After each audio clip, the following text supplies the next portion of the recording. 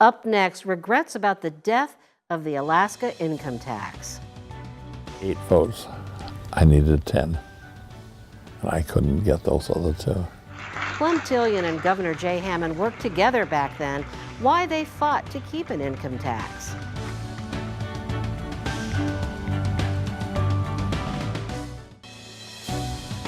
At the end of next month, the governor plans to call a special session to take care of some unfinished business. His hope that lawmakers will pass some bills to put the state on more solid fiscal footing.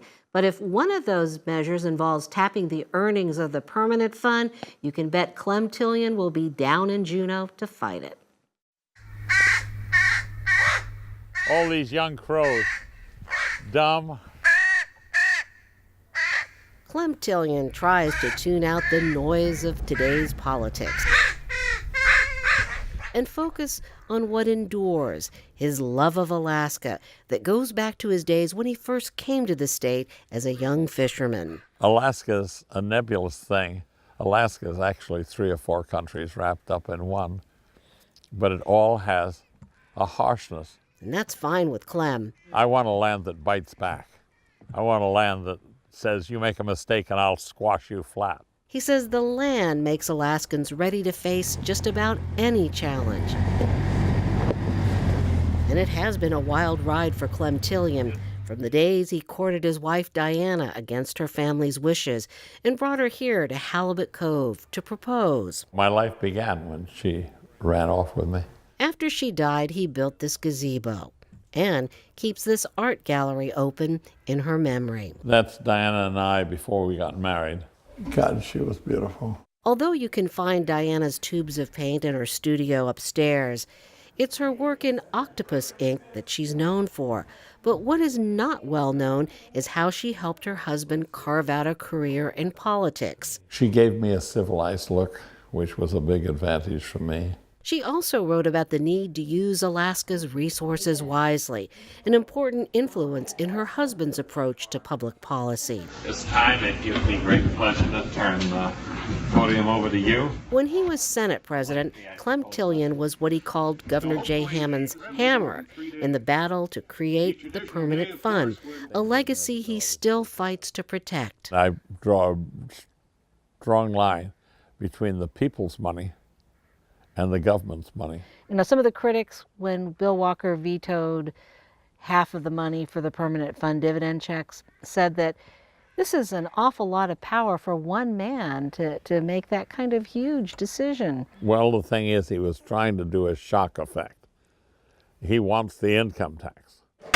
This year, the legislature followed Governor Bill Walker's lead and reduced the dividend check, but stopped short of passing an income tax. What would Jay Hammond do if he were governor today? He'd protect the permanent fund, he'd protect the dividend, and then he would demand that you have an income tax. One of the things Jay Hammond said is one of his biggest regrets was to let the income tax go away. Well, it was one of mine too. I had 8 votes. I needed 10. And I couldn't get those other 2. So do you feel in hindsight that that was one of the worst things we did, was eliminate the income tax? Oh, I think it was a colossal disaster, and it wasn't the only tax we did. Dropping the motor fuel tax, all of these things that didn't take into consideration that people should pay for what they get. There shouldn't be a free ride. Do you think we're at a watershed moment? I don't want anybody living in Alaska to not be a taxpayer.